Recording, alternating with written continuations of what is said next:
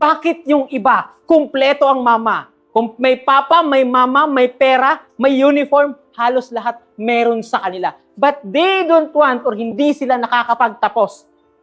Problema ba yung mama mo? Problema ba yung ibang tao? The biggest problem is what? Your thoughts. The way na mag-isip ka. Kaya nga sabi ni Kong, kung mayaman ka, walang ibang may kasalanan, kundi ikaw lang.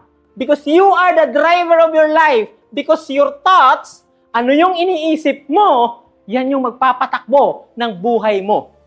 That's why these thoughts is what? A gift. Ano bang pinagkaiba natin sa halaman? Anong pinagkaiba natin sa what? Sa hayop. Di ba yung hayop, may thinking sila, pero yung intellectual nila o yung katalinuhan nila is medyo mababa lang. Hindi tulad natin. So ngayon, tanungin ko kayo, lahat kayo may gusto. Am I correct? Mula sa pagiging engineer, pagiging doktor, magiging seaman, lahat yan gusto ninyo. Pero, tutandaan ninyo, pag hindi nyo yan nakuha, walang ibang may kasalanan, kundi kayo. Hindi lang basta kayo. Specifically, yung isip ninyo. The way you use your brain, the way you use your mind, kung paano kayo mag-isip.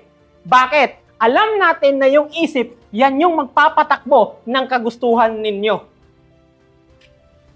Gets nyo?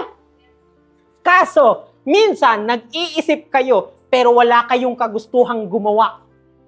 Wala kayong will. Tulad ng sample. Sir, 1 plus 1. Ayoko, sir, kasi natatakot ako. Ang tanong ngayon, may lakas ka ba ng loob? Wala. Because sabi nila, may dalawang klase ng realidad or para maging matupad yung pangarap mo. Paano? Ang first creation ng pangarap ninyo is nandito. Mag-isip ka. Kasi kung hindi mo siya iniisip, hindi mo makukuha yung pangarap na gusto mo. That's the first thing. You need what? To think. Isip. Gusto kong maging doktor. Gusto kong maging teacher. Dito lahat nag-uumpisa. Kaso, nagkakaproblema tayo saan? Sa ikalawa. Sa will natin. Bakit? Minsan, alam mo na gusto mong maging doktor. Alam mong gusto mong yumaman. Alam mong gusto mong mag-successful. Kaso, ang tanong, may kagustuhan ka ba na gumawa ng dapat gawin para maging successful ka? Yun yung problema. Because the second creation is action.